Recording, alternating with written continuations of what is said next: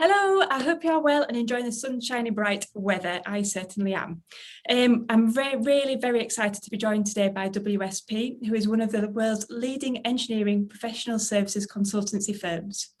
Their projects include the Shard, Manchester Metrolink and the London Olympic and Paralympic route networks. That is a complete mouthful. WSP has been advertising on Gradcracker for the last 5 years, meaning that they're obviously part of the 5-year club. And they also advertise their undergraduate placement and internship and graduate opportunities with us. We've got a really close relationship with WSP, having been to their offices in Leeds. I'm waiting for just say these Leeds. We're Leeds and having an insight day at their Birmingham office as well. So I'm really looking forward to introducing them all to you today. So let's find out a little bit more about WSP, their recruitment plans and what the grads get up to and meet the panel. Firstly, I would like to introduce you to a fellow Northerner, Mel Clark. I normally say Clark, but I can just imagine people saying, what's that called? So Mel is the Recruitment and Development Manager at WSP. So Mel, could you give us an overview to who WSP is? Yeah, hi Carla. And firstly, thank you for allowing us to take part in the webinar series. It's really great to be able to tell you some more about WSP. I'm sure there'll be many people listening who already know lots about us and probably many listeners who have never heard of WSP before. So as you mentioned, we're a global professional services engineering consultancy. We operate across the built and natural environment. And we provide engineering and design services across a variety of sectors. So transport and infrastructure, property and buildings, environment, power and energy, resources and industry. And we also provide planning and advisory services as well. So we have 54,000 people around the world contributing to all of that success. And our recruitment is from a wide range of backgrounds, from engineers, advisors, technicians, scientists, planners, surveyors, environmental specialists, and construction management professionals as well. I always find, because we do all of that and we're so large, I find it really hard to talk about WSP and all the things we do and cover all of that off. I think the thing for me that makes us stand out is our commitment in bringing all of those people together to design programs that are ready for the future as well as today. Our Future Ready program lets us see the future more clearly and design for a future that we know will bring challenges that are very different to those that we're facing at the moment. So I'm really proud to be part of the organisation. I'm sure that will come through as we talk more on this session, but we're all working together to deliver a sustainable, prosperous and resilient society for the future. I think that's the key thing that I'd say about our organisation. Thank you, Mel. And how long, so just to describe to everybody about how long you've been at WSP and what is your current role? So what do you do on a daily basis? Yep, so I have been with WSP, I'm just coming up to 12 years, which has gone very quickly. But in that period of time, I've had a variety of different roles in the organisation. At the moment, I'm the Recruitment and Development Manager for early careers across the UK. So that means that I'm responsible for the team that bring in all of our placement students, internships, apprentices and graduates into the organisation. And I also have overall responsibility for the development programmes that support their development journey once they've joined us as well. Yeah, and what does the graduate journey look like? So are there graduate programmes at WSP? How long do they last? Just tell the students a little bit more about that. Yeah, so we have a graduate development programme that's applicable to all of the kinds of roles that we take. So from that list of specialisms that I mentioned, all graduates joining us would go on to a graduate development programme, and it has two main threads to it. So there's the corporate development, which would be applicable to everybody on that programme. So that would be some of the more generic skills like commercial skills, dealing with clients, presentation skills, for example. And then there's also a stream of technical training, which would be more relevant to each of those different areas that I mentioned. And then finally, we do say also an individual stream. So you would look at professional development, growing your own networks, etc. So those three main elements make up the programme, and that lasts for 2 years. And you will accept STEM students into all of the programmes that you offer and advertise on Gradcracker? Do what? Sorry, what's the start of that question? I just said, do you accept STEM students to all of the graduate programmes that you have on offer? That's right, yeah. And you mentioned, Mel, just one last question. You mentioned about placements and internships. Are they interchangeable, or do you have summer internships, year-long placements? What's on offer from an undergraduate point of view?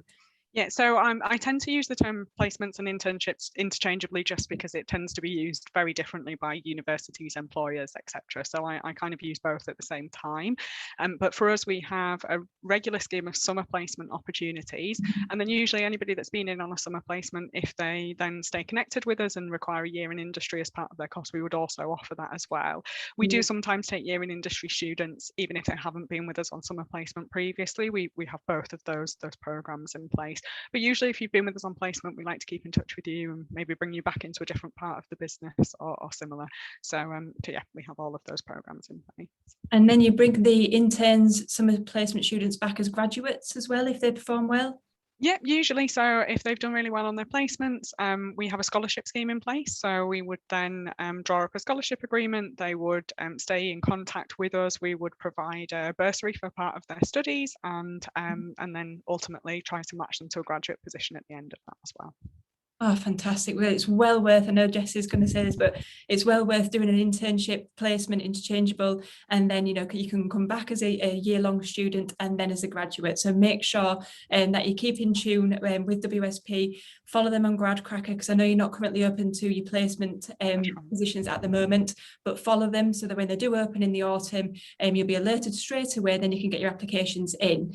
I mentioned, Mel, before about Is it autumn? Are you going to be out in September, October time? Yeah, that's absolutely right. So you on the hub at the moment, we've got live graduate development program opportunities still for September this year, and then we'll open in the autumn for the summer for next year, and also then September 2022 intake as well. Yeah, brilliant. Thanks, Mel. And like Mel just said, WSP has got 11 opportunities currently open on GradCracker. So make sure you watch this webinar and then go back and apply to their opportunities after we have finished. So what I'm going to do now is move on to meeting the grads, which I'm very excited about. So Georgina, I'm going to start with you. Could you just introduce yourself to the audience, where you went to university and what did you study? Yeah, hi everyone, I'm Georgina. I studied mechanical engineering, a master's at University of Nottingham. But I did a sustainability stream along with that, which basically just meant that within the final years of my study, I had more restricted modules. So they're more focused on sustainability and green infrastructure. And at WSP, I'm a graduate engineer and within the industry team and the oil and gas team. And what made you decide to specialise in that specific area then, Georgina? What made you want to, really focus on sustainability? At Nottingham, it allowed me to better access to different modules, some more electronic modules, and it also just gave me a way of standing out on applications. So if I was going for sustainability sort of style role, it sort of made it clear, yes, she wants to do that. She did it at university, like she wanted to do that. Just to give it's better to stand out. Brilliant, thank you. And then we're going to learn a bit more about your role and your team a little bit later on. So thank you very much. Ruben, I'm going to move on to you. So same question, where you went to university and what did you study? Hi everyone, I'm Ruben. I went to the University of Liverpool and while I was there I got my master's in mechanical engineering, focusing mainly on automotive engineering, so cars and things like that. So what I'm going to ask you, Ruben, so focusing on cars, automotive, why WSP? Well, I feel like it kind of gave me a glimpse of, it allowed me to get very technical, so then I wanted to progress into something that had technical aspects with it. And for me, the closest thing was rail, which is where I ended up in WSP on the track team as an engineer. So that's kind of how I went from one to the other. Yeah. Well, that makes sense. It's still moving. Vehicle is just not a car. Basically the same thing. Yeah. Yeah. That's my knowledge. Thanks, Ruben. So, Abigail, on to you. Yeah. Hi everyone. I'm Abigail. As was said, and I went to University of Birmingham to do masters in mechanical engineering as well. I didn't specialize in anything, it was just a general mechanical engineering degree, but my final year project was actually healthcare based, because I guess that's what my interests are more aligned to. So did you say healthcare based? Yes, yeah, medical engineering. Oh, fantastic. So what made you specialize in that area and then move to WSP? Is there any link, or was it just something completely different? Yeah, I did find out when I was doing my research on WSP that they have been involved in a lot of healthcare institutions across the world, not just in the UK. So I was really interested, and that caught my eye actually. So yeah. Perfect. Thanks, Abigail. I'm going to go on to Julia, you now. So where did you go to uni and what did you study? So hi everyone, my name is Julia. I went to the University of Glasgow, where I studied MN Civil Engineering with Architecture. Perfect, and that fits perfectly with WSP. I don't need to ask any more about that. And then thank you very much, Julia. And Adam, we're going to finish with you. Yeah. Hey, I'm Adam. I went to Imperial College and got a master's in civil engineering and graduated last year. Fantastic. Thank you very much, everybody. Mel, just to come back to you, just for a quick question. You mentioned at the beginning that WSP is obviously worldwide. Can the graduates or do the graduates and interns get to travel internationally as part of the graduate programme? So it's not a defined part of the programme. So there are no specific placements or rotations internationally as part of the programme itself. Most of the international work that our graduates do is project related and project driven. So we have had quite a lot of graduates go on secondments internationally, certainly not over the last 12 months, but before that, where they would, where we have a project requirement that needs on-site, in-person provision. So there are opportunities to work on projects, and we do work on quite a lot of international work from within the UK as well. So there are opportunities to be part of that, but it is very much project driven. Yeah, wow, sounds fascinating. What I'm going to do now then is just link back to GradCracker slightly. So all of the grads who are on the webinar today used GradCracker whilst researching and applying to opportunities. But I'm going to direct this question out to Georgina and Ruben. So specifically, what stood out about WSP to you and what made you apply to them? So Georgina, I'm just going to start with you for that one. Yeah, so when I was obviously everyone on GradCracker, the employers have their own hub. And when I was reading about WSP, the Future Ready, which Mel sort of alluded to earlier, really stood out to me because obviously focusing on sustainability, so looking at new technologies. And when I was at uni, I took a year in between. I didn't apply till after I graduated. So when I applied this time round, I had a bit more idea what I wanted to do, but I wasn't totally sure. Yeah. But when I started reading the roles about WSP, it sort of was the job that I sort of envisioned for myself without knowing the job existed, if that makes sense. And but then also the graduate profiles was really helpful to sort of envision what day-to-day life would be. And then also just hearing about the range of projects was really good because I did a placement year, not at WSP, but in Liverpool, just a random engineering company really. Mm-hmm. And I realized that I wanted consultancy because I'd wanted the range of projects to keep it interesting. Yeah, I think that is what's so interesting about consultancy. You know, 1 minute you could be working on one project that's completely different to something else. And do you, as part of, I'm going to ask probably the question that Jessica's going to ask you later on, but as part of your role, are you involved in the projects from conception all the way through to them, you know, finishing the project as well? It can vary. It depends. Obviously, one project I worked on, I've gone from first kickoff meeting to submitting the report, and other meetings is you can work on multiple projects at the same time. So sometimes it'll just be, can you do this little part? So you're just working on a little part, like just to help other people in your team. But it depends on the client, I think. But most of the time, when you're on it initially, you see all the way through. Brilliant. Thank you very much, Georgina. I'm going to go on to you now, Ruben. So what initially attracted you to WSP when you were doing your research on GradCracker? Well, so at least me personally, I found that when I finished my degree, I knew I wanted to do engineering, but I didn't really know where I wanted to focus up, where I wanted to really start and end my career. I just knew I wanted to do engineering. Mm-hmm.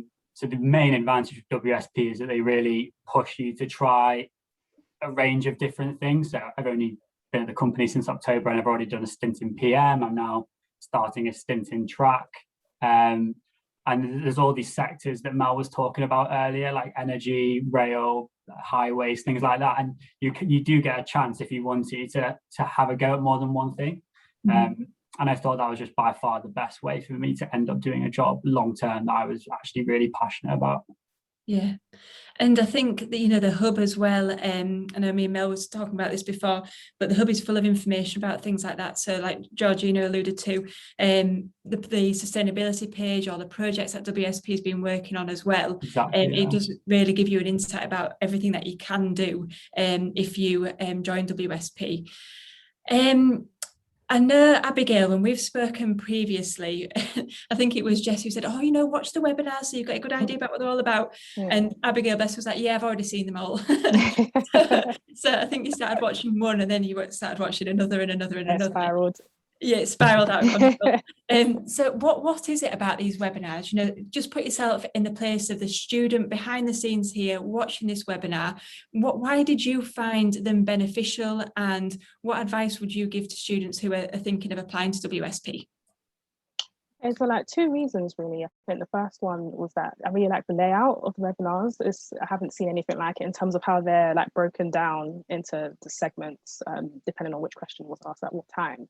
Yeah. And that really helps. I feel like it helps the person watching to like cater their own experience in terms of what companies they're interested in and what they want to know from each company. So I mean, obviously watch all of WSP's one, the whole thing.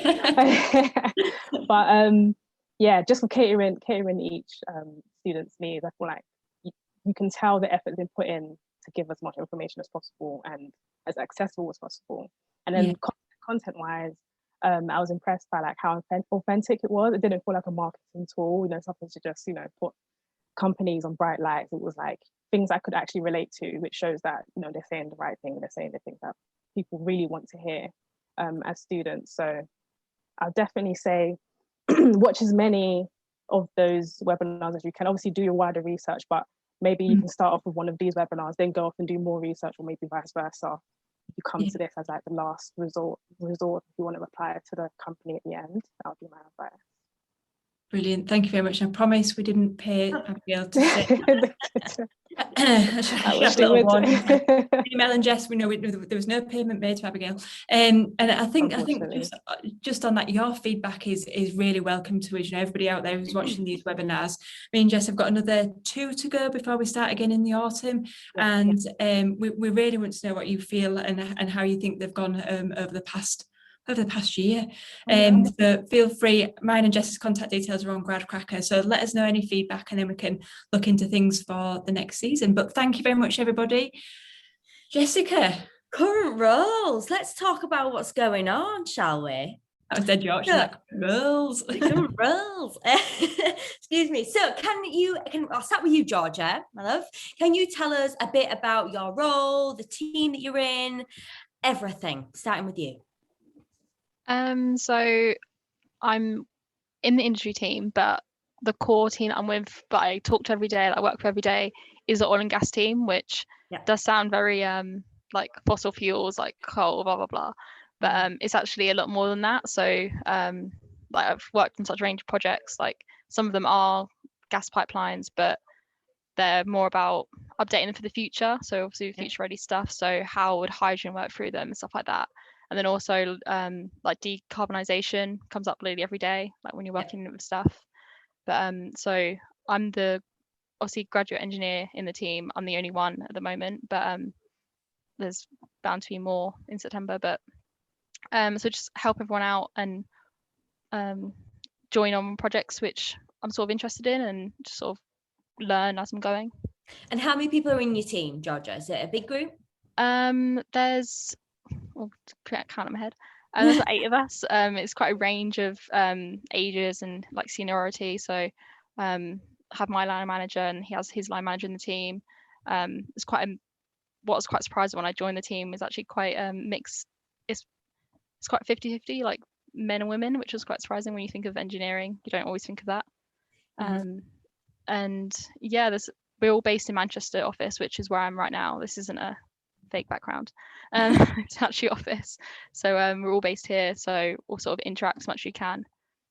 Yeah, I'm glad you touched upon the oil and gas thing. So sometimes I think the industry has a bit of a stigma around it. Now that you're actually working in that kind of sector a little bit more, obviously I'm guessing working with companies that do solely work within the industry, we're going to be using oil and gas for still quite a long time.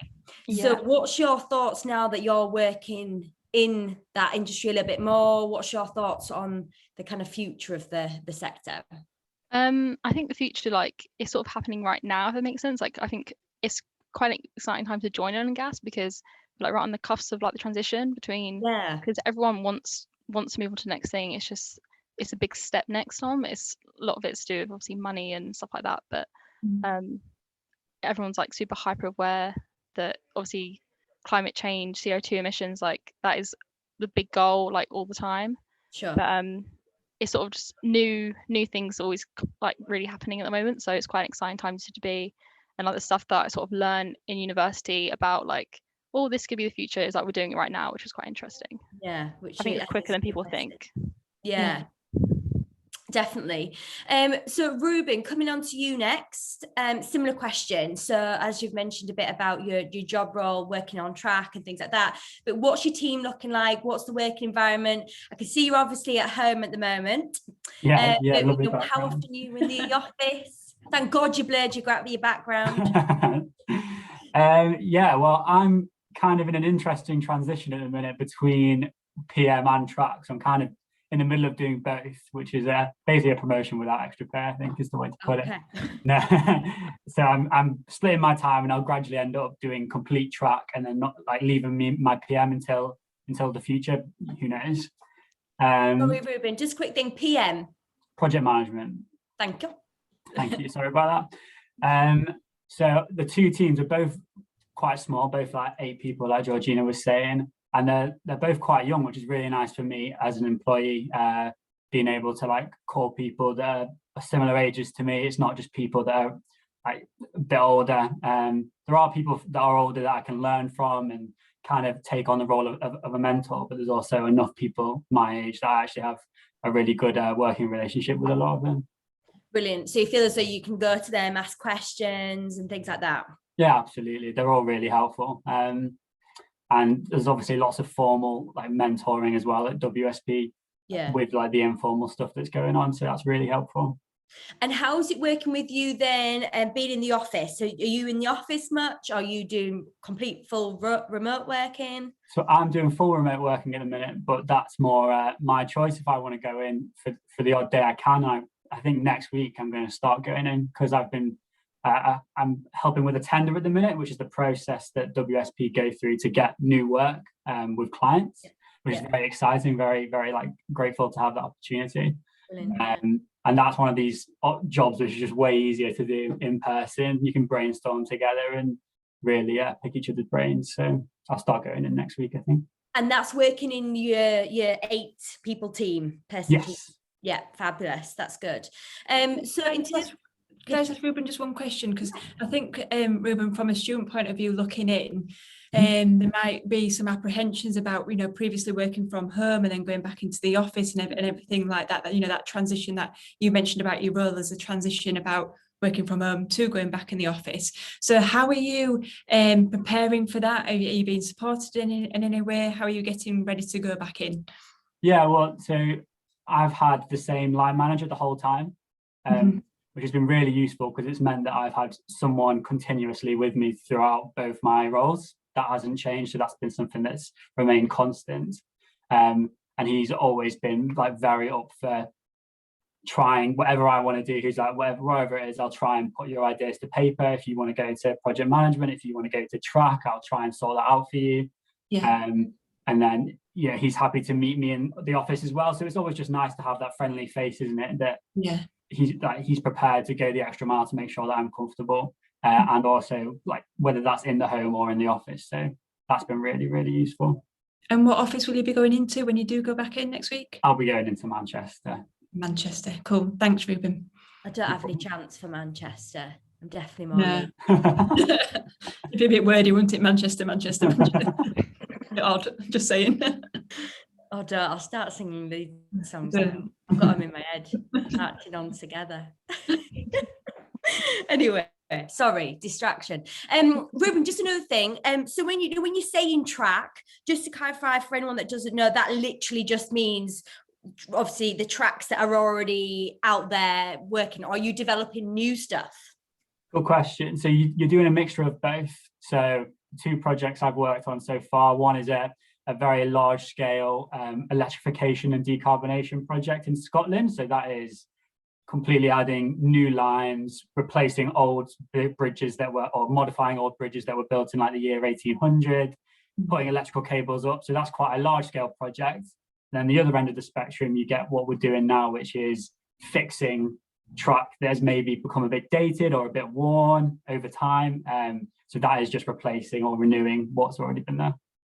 Do you know, it's funny, isn't it? Because even, well, before COVID, using the railway as much as I did, traveling around the country, I never always, kind of associated WSP with the rail work. How big is that kind of industry that, well, not the industry, sorry, but the team working on the railway kind of work? The rail team at WSP is one of the largest sectors, isn't it, Mel? Is it?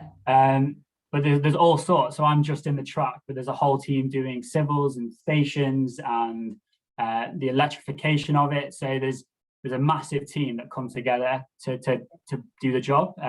This Scottish project I'm working on, I think there's something like, I don't even want to hazard a guess, but there's a lot of people in the cause, maybe about 80 team members. And that's just one of the many projects that Manchester are doing, let alone Birmingham and London and all these other rail destinations in the country. Interesting. Abigail, coming to you now. Tell me everything that we all need to know about your job and life. Sorry, what was that? Starting at the top. Yeah, that's literally what I was about to do. I was literally about to break it down. So I think Mel mentioned at the beginning about the business sectors. So the sector that I'm in is in property and buildings. And then under that, I'm in the building services team. And then within that, there is a range of teams. I'm in the MEP team. MEP stands for mechanical, electrical, and public health. Right. And then within that, there's split off teams again because there's so many people within there. Okay.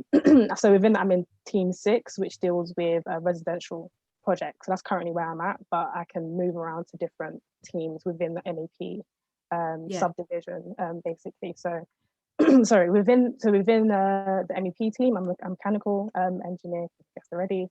And then in terms of what I do, I basically help other engineers, including electrical and public health, to facilitate and provide and design to an extent mechanical services. So that includes heating, ventilation, air conditioning, smoke ventilation as well.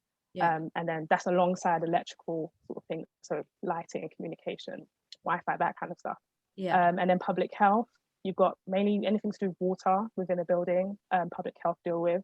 And I won't say I'm directly working with those things, but obviously all 3 of those things need to work together in order to provide services for a building. And in my case, residential building. So yeah, I hope that makes sense. Yeah, sure. So are you servicing current buildings, or is this as new developments are going through, or is it both? Yeah, similar to what Ruben said. Oh, sorry. Similar to what Ruben said, it's a mixture of new developments as well as existing developments that are being renovated, and then upkeep of existing developments or properties, some of it very confidential, talking about somewhere that everyone knows in central London sort of thing. Continuous upgrades of certain buildings as well.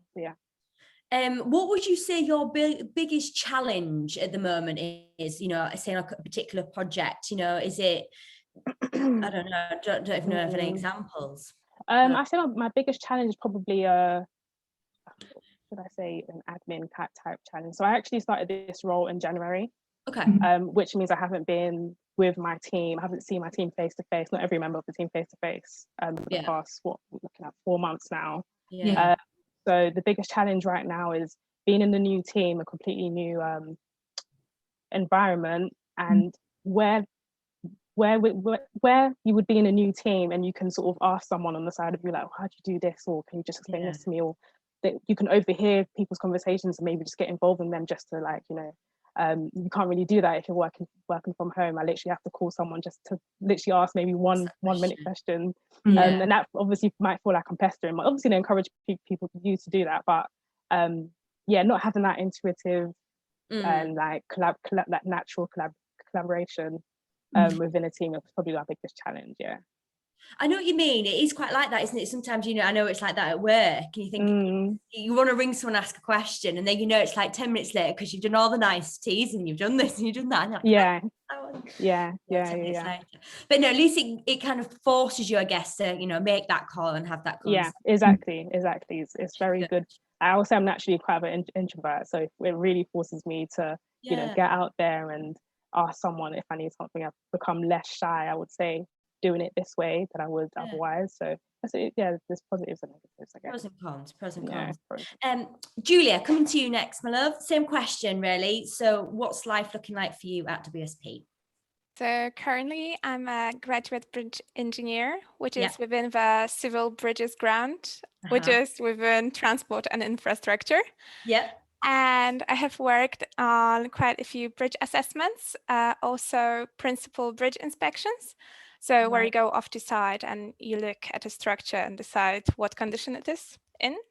And also I've been doing some design work on developing some rail infrastructure as well. Okay, so quite a mix then. A little bit. The two then, what do you prefer, rail or the infrastructure like bridge side? I'm developing bridges and like returning walls, things like that, for the rail project that Ruben mentioned, actually, the one in Scotland. So quite local to me, working in Glasgow. And it's pretty good. I enjoy both. I enjoy going out to site for principal bridge inspections, but also just working more stationary and just doing some design work. So both are pretty good. I enjoy both. Brilliant. And then in terms of your team then, is it a similar size? Is it 8 people in your team, or is it bigger, smaller? It's a little bit larger, I think. We have like 25, 22 people, I think. It's constantly growing because we just had another person joined the other week. It's really nice. It's lots of graduates as well within the team. So it's nice because we can bond over the same troubles sometimes, like with design stuff or not being quite sure about some things, but you can always reach out for help, which is good. So have you got a mentor as well then, Julia? Yeah, absolutely. I have a line manager, which is brilliant, answers all my questions, no matter what they are. So it's really great, honestly. Good. And are you, in terms of working in the office, I'm guessing, are you doing that flexible at the moment, or are you working remotely? So currently I'm working from home, but I might go to the office at some point in the future. I know that quite a few people were going now, so it sounds like a good idea. Brilliant stuff. And Adam, coming to you finally, just same question again. What's your kind of current team and roles looking like at WSP? So after graduating, I moved up to Manchester, and I've joined the transport planning team. And so that involves early stage planning works, developing transport strategies for local authorities, or like identifying issues or improvement schemes in the transport network, and then doing some like more initial and concept design work about specific transport schemes once we've decided what we'd like to improve in a network. Okay, so does your work kind of cross over with Ruben's at all, or is it completely different? Does your teams kind of liaise with his, or? I think there is some sort of some connection there. I know some of the people in my team are working on rail projects. HS2 is a big example that a lot of people are working on. So there's a huge amount of public transport infrastructure and network planning. And also of course all the road networks across the UK. And then there's also some interfacing with a development planning team, and they're doing similar things, but typically on private development. So like any road infrastructure for a retail park or a hotel or anything like that, that will require any sort of transport infrastructure and planning. will interact with quite a lot. Ah, very interesting. And what current project are you working on at the moment? Whereabouts in the UK is that? So I'm in the Manchester office. Yep. But work is very much not necessarily local to where you are. So a lot of work that I'm doing at the moment is in Lincolnshire. Okay. And I'm about to start quite a big project looking at the transport strategies for Sleaford and Boston and Lincoln. So specific towns within Lincolnshire. That forms a lot of my work at the moment. There's a slight focus towards this area of the UK, but I've done stuff in like I said, in Lincolnshire, in Morecambe, in the Wirral near Liverpool. Yeah. So all over the place, really. So when that project starts then in Lincoln, will you be travelling across? I know it's obviously not too far from Manchester, but will you be travelling to go and see those projects kind of take place in real life? It's the nature of our work is very kind of early on in the process. Okay. So we're planning for things that might happen in 10 or 15 years time. Oh, right. Oh, wow. Okay. There are projects that do happen as we work on them, and they take place and get constructed. And then there's an aspect of our work which is evaluating to see that the work that we've done and the schemes that we put in place are performing as expected. So we're involved all along the kind of lifespan of a project, but a lot of the work is very much focused near the start of the planning procedure. Right, I see. Very interesting. Well, thanks, guys. I think now the audience will be wanting to get their applications in, start applying to WSP, because your story sounds really quite amazing. So, Mel, I'm going to come over to you now. So from your point of view, specifically thinking about WSP, what your graduates and undergraduates do, what in your mind makes a good candidate? What are you looking for specifically? Yeah, that's a really good question. I think there's probably two aspects to that. I think the first one is that your initial application is your first chance to make a really good impression. So in the initial application review, we're looking for candidates who have really demonstrated that they're interested in WSP. They might have researched our projects, looked at our values or other publicly available information about WSP. But the important thing for me with that is that it's not just finding out that information, but also explaining to us in their application why that information is of interest, and how does what they found out about WSP spark their interest. What have they found out, and how does that relate to their own plans and ambitions for the future? So I think connecting their research and interest in initial application really makes a good application. It makes an application stand out. And then I think beyond that good initial application, we're looking for people who really want to be involved in some of the challenges that actually, we've got multidisciplinary representation on this call, and they're all working on some of the biggest challenges that society has ever faced really at the moment, and we're looking for people that really want to be keen to get involved in those. And that means that they need to be future focused, they need to be confident in communicating innovative ideas. We also know that in order to take on a lot of those challenges, we may need to analyse lots of data and information and effectively communicate that to colleagues, clients, other stakeholders. Therefore, I think the ability to work with large amounts of information and having excellent communication skills are also really essential for roles at WSP. And I know, Mel, I've worked with you for many, many years now, and one of your pet hates is copy and pasting from the WSP hub or website. Do not do that. Mel will look at it. She can sniff out a copy and paste job anywhere. And part of your role, Mel, is it personal brand and CV sessions that you hold as well? Tell me a little bit more about the training and advice that you would give a student who is thinking about applying to WSP. What's not to do?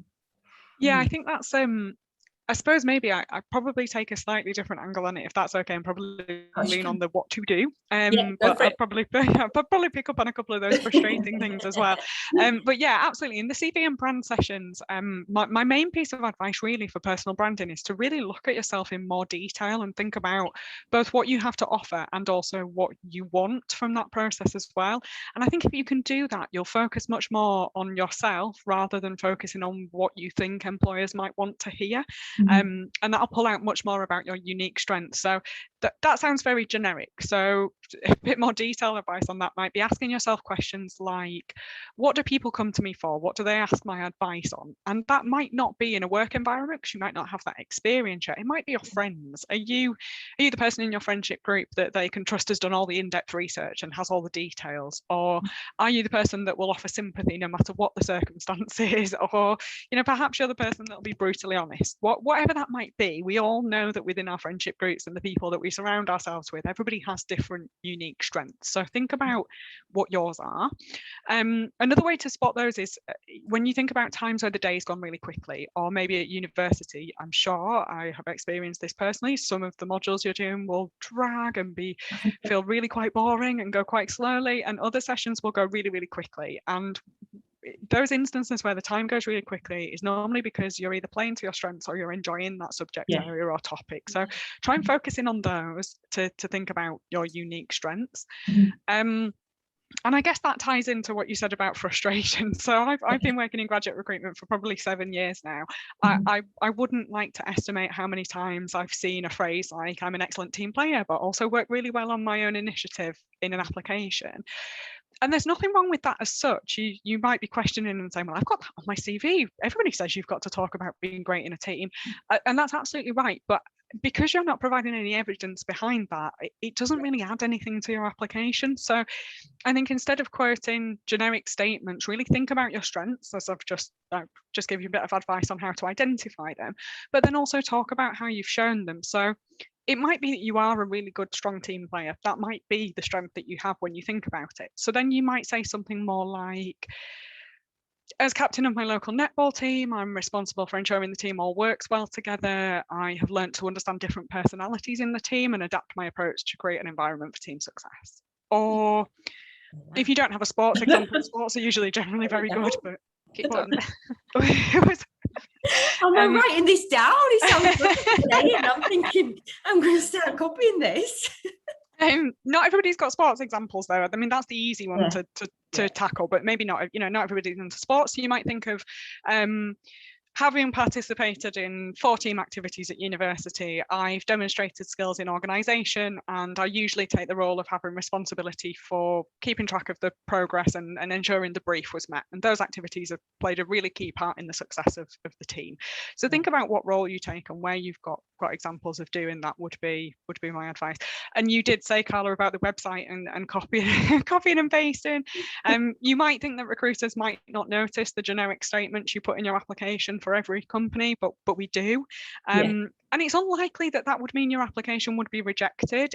But on the flip side, in a competitive recruitment market, it's also going to mean it doesn't stand out. So I think, and especially if you've taken the time to go to the website and find that in the first place and do your research, that's great. You've done that, but you really just need to convert that into why that's important to you and what it is of that that's of interest, because telling me that WSP is a global professional services engineering consultancy, it is not that much use to me because I already work here and I know that. What I want to know is why is that of interest to you? What is it about WSP that's standing out? Yeah, I really love that actually. I haven't heard that before about the social. Think about your social groups and how people identify with you in your social groups. I think that's something that's a really good idea. I'm just thinking about me and you just now. Oh no, because I was thinking I like have a breakdown if Carla feels like a little bit ill. We're in the office, I'm like, oh no, my whole world's gonna fall apart. Carla's not here, she's not feeling very well. I go to Carla about everything, absolutely everything. Just think about us too then. But yeah, really good advice, and use examples like Mel just said. There's plenty of examples out there that you can use when you're putting your application in. And obviously, part of this school. Sorry, just want to keep on what Mel was saying though, but I do think that listening, Abigail touched upon this webinar and it being cut up into snippets. Listen back to what Mel has just said. I know we're being silly, but sometimes it does sound really obvious what you're saying, but and I always say when I'm speaking to students, things like spelling mistakes, things like this, things like that. And you think, oh, it sounds like really obvious stuff. But I know when it comes to it, sometimes you can panic and you can fall into those kind of traps where you are just thinking, I don't really know what to write, but I want to show off that I've done my research. But you've got to go a little bit deeper than that, haven't you? And you've got to start, be empathetic, think about the mails, think about, the person that's going to be reading the application, and think, what can I do to make sure that I'm standing out? Because again, just like what Mel says, it's a competitive market. There's a lot of people out there that are applying to these roles. So what can you do to make sure your application stands out? And also the only thing I'd just add one extra thing onto that is I don't say any of that without the acknowledgement that it takes time and you're studying and you have really heavy schedules and exams and coursework and all of those things. So that doesn't come without any acknowledgement. I'm not sat here going, WSP is so amazing that you need to spend hours and hours and hours. But what I am saying is maybe think about taking that advice, the personal branding bit, and thinking about yourself is applicable to any of your applications. So that's not company specific. And then on the company specific research bit, then perhaps maybe draw up a list of the companies that you are the most interested in, prioritize that list and work out your times and the amount of time you're going to spend on your applications according to which companies you want to work for the most, because then it will really show. And you might have a top 3 or 4, and then you might have a second tier of another 3 or 4 that you're going to apply to and put a little bit less time into. You might want to just prioritize, because I think if you really do put in that bit of extra effort for a smaller number of companies that you really want to work for, it will pay off. Yeah. So our friendship, we are mind readers, because I was going to say exactly what Jess just said about referencing the webinar and everything else as part of your application. So we've no, it's fine, love. Mel, I'm just a bit conscious of time and I really want to get back to the grads, but I really want to just touch upon quickly about the, I know it just flies, about the application process. So can you just give me like a bullet point, what would a student would expect during the application process?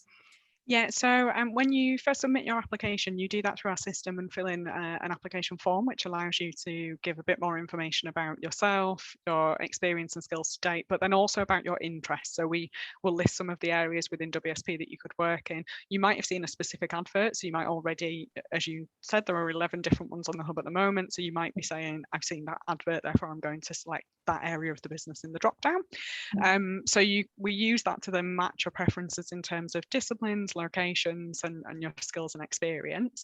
And then if you are successfully shortlisted and matched to roles in that first stage, you'll be invited to a game-based assessment. That's based on a profile created working with existing WSP graduates. So although it comes across in a game-based format, you should still take that assessment seriously. It is designed to measure behavioural skills and match those to the traits that are successful at WSP. And then if you're successfully shortlisted from that, we would invite you to a final stage, either assessment centre or interview. In a few very rare cases, you might need an additional follow-up interview to meet the right people or team, but usually that assessment centre or interview would be the final stage. And how long does the whole process take from start to finish, roughly? It really varies with the different areas of the business. So we'll have some very niche roles where they might recruit very quickly because there's only a few applicants for them. In other areas of the business, Julia mentioned within Bridges, we've got quite a large intake of graduates, so we might run more than one assessment centre. We usually say that we would like to wrap up all of our processes within all of the kind of application stages and everything within around 3 to 4 months of somebody applying at the very early stages, but it can take longer than that. So it really does, it's not a direct definitive answer because it really does vary on the parts of the business that people are applying for. No, that's fine, Mel, thank you very much. Jess, do you want to go into future? Yeah, future. Mystic Meg. Do you remember Mystic Meg? I do, yeah, she used to be on the lottery programme. Yeah. Oh, we're showing our age. She tries to make predictions about who was going to win the lottery. Yeah. Just thinking, Mystic Meg, about your futures. Yes, I'd love to talk about future. What is the future plans? I always like the thought of having a 5-year plan. We never expected what was going to happen last year, did we? That's all a bit of a shock, wasn't it? But yeah, if you could have a 5-year plan, Georgia, I'm going to come to you again first. If you could tell me either your future plans, what do you think you're going to do after the graduate development program? You know, what's your plans if you've got any? Bless George, it's Georgina. Yeah, it's fine. Sorry, you know, I was thinking of our Georgia. We've got a Georgia. Yeah, we've got a Georgia. Hi, Georgia's watching now. So and hi, it Georgia. was George or George I respond to, so it's fine. No, it's fine. Well, one of the main things, I think Ruben might have mentioned it a little bit earlier, but you're given a mentor, like someone in your team, but then you also get a mentor as part of a chartership. So yeah, engineering students at uni will be aware of this, but you want to become a chartered engineer. So part of WSP, they help you with your application. So I'm now part of the IMA-Key. So I've been given like a mentor, and we have to submit quarterly reports and help with that. So I'm hoping to become chartered. I think that takes quite a few years, like 3-4 years, I think is the average. Yeah. And then with actual team roles, I'm starting to get more and more involved within the hydrogen side of the oil and gas. So I'm the secretary of the hydrogen working group, which is like a casual sort of small team that we meet monthly within WSP, and we chat about what's happening, like technology wise, and what projects are coming up. And I'm getting involved in more of those projects, which is what I was at uni, that's what I wanted. So I'm sort of pushing myself towards some projects, which is really exciting. Brilliant. And that's then kind of little society, that group that you've got then. Was that set up because of you, or was that already running? It was already running. One of the sort of lead senior people in our team, they're obviously really into it, and it's a really important part of WSP at the moment, because it is the sort of next stage of oil and gas, and it's sort of communicating with each other about how we're going to win certain bids and how we're going to sort of weave way into certain projects. It's an established thing, but I've sort of took over the role from like an older, not a grad engineer anymore, but used to be a grad engineer. Brilliant. And how long have you got left on the programme? I started in September, but obviously with sort of staggered uptake this year because of COVID, and the whole programme is 2 years, but it's quite a smooth transition. Like it's not really cut off and then you're gone sort of thing. So yeah. So you probably stay within that team. Yeah. I mean, hopefully I'll be here I'll get settled, so I'll be here for a long time. Perfect. Brilliant. Ruben, coming to you next. Future plans? Good question. So the grads had a call the other day as part of their starting up with the CEO of WSP UK, a gentleman called Mark Naismith. And he started as a grad, and he's progressed his way all the way to being CEO, which is obviously very inspiring. So I asked him how he did it, and he basically offered the advice of moving around as much as possible, getting as wide an array of experience as you can in different sectors, in different roles, in different, just getting all this range of experience. So that is the plan, to end up CEO of WSP UK. We'll see how nice. Maybe a bit longer than 5 years. I've made a note to tell Mark, Ruben, that you're up for this job. Well, we're on first name basis now, me and Mark. So the short-term plan is obviously just to try and get as much experience as possible. I'd really like to try energy. Just at some point, we'll see if that actually happens. But I'm really enjoying track. I've only been here a couple of weeks now, but it's going well. So we'll see what happens. Amazing. Well, first of all, good luck. Remember us all when you are CEO. Yeah, we'll want to it's a good reflection again of WSP, that you can have an experience, all these different industries. You could almost have multiple careers within one business, and then, spiral your way up right to the top and be CEO. And I think again, sorry. No, carry on. I was going to say as well, again, it's another thought, Mel, you mentioned right at the beginning how big WSP is. It sounds as though there's almost multiple smaller businesses within WSP. So it's like having the benefit of working in a small group, family team, knowing that those 8 people in your team, but then having the aspiration and, like what Ruben said, to eventually become the CEO of a business with, how many people do you know that are in the UK that work for WSP? So we've got in the UK at the moment around 7,000 people. Wow. So imagine. We got that feeling though, Jess. Do you remember when we did the Insight Day at Birmingham? And it was very much when we met different groups of people. So I think we met Track and some other ones as well. And you did really get that feeling that it was like little families. But WSP Birmingham, there was lots of people there, I remember. But there was like little teams of people who were around, I suppose the desk units or whatever. So it was definitely a very friendly feel. And your work environments are gorgeous. Oh no, yeah. When we walked in, it was amazing. What's it called? Pillar box, post box. The mailbox. That's in the mailbox in Birmingham. Birmingham. Yeah. Oh, there's all the shops there, isn't there, on the way up as well? Yeah. Can you remember when we first walked in, the lady on reception was a bit like, "Are you all right? Can I help you?" Like, hiya. We dragged Jess out of the shops. It's like, we're working. Come on, get up there. Sorry, I'm being silly. Abigail, coming to you. Future plans. Yes. So just off the back of what Ruben said, actually. So I said earlier how I started in January. So before that, I was actually part of Rail. Right. So I might beat you there, Ruben. But so I did start in September 2019, and I was in Rail for about a year and a couple of months before I started in building services. So I am trying to get that experience from all over, well, as much as I can.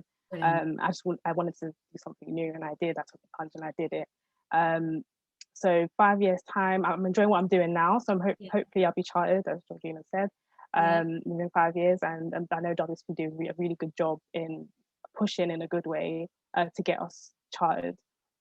So just a small advice for anyone who is looking to be chartered, or even just thinking about it: get into the company, and they'll do more than enough to help you get there. Because I know that with smaller companies, it's a bit harder, mainly because of funds and all sorts of different things. So all the resources are there for us to get chartered. And I'm hoping to be obviously in a more senior role, and hopefully working in the healthcare side of WSP, maybe still buildings. So looking at hospitals, children's hospitals, medical institutions, more. I know it's very niche, but that's what I'm interested in, and that's what I hope to get into. So that's kind of your goal, your future plan, really, to get into that. Yeah. And sorry, we were all nodding, but just to double check, are we all on plan to work towards being chartered? That is the plan for everyone? Fantastic, brilliant, good stuff. Julia, coming to you next. 5-year plan, if there is one. 5-year plan would be just like pretty much for everyone to also get chartered, but I would like to be able to contribute to projects and to the local community, or perhaps further, with my knowledge and project management skills, maybe even. We'll see what comes into it, but definitely expand my knowledge a lot and diversify it, like people said before. So work in different groups and things like that. Have you got a goal ultimately? Do you want to fight Ruben to be CEO, or? I mean, we can share. I think we can share. I like it. And Adam, how about you? Yeah, so similar to what people have said, I want to get a kind of diverse range of experiences. Yeah. I've joined from uni, but would like don't know a specific area of transport planning where I'm like, yes, this is where I want to spend the rest of my career. So wide range of experiences. I'm interested in the future of mobility, which is a kind of emerging sector associated with transport planning. And then I'm kind of in a slightly different position where I could go for chartership as an engineer or as a transport planner. Okay. And so I need to vaguely make a decision about which of those kind of two forks I'd like to go down, and then once I've done that, work towards that. What's the time frame on you making that decision? Well, I mean, it's just there's no. I can take as long as I like, but it will just delay. Mean that you're going to be it will take you longer to get chartered, I guess. Is it roughly the same period to be doing the transport side to the engineering side, or? Yeah, I believe so. 3, 4, 5 years, that kind of time frame. Yeah. Okay. Decisions to be made then. Watch this space.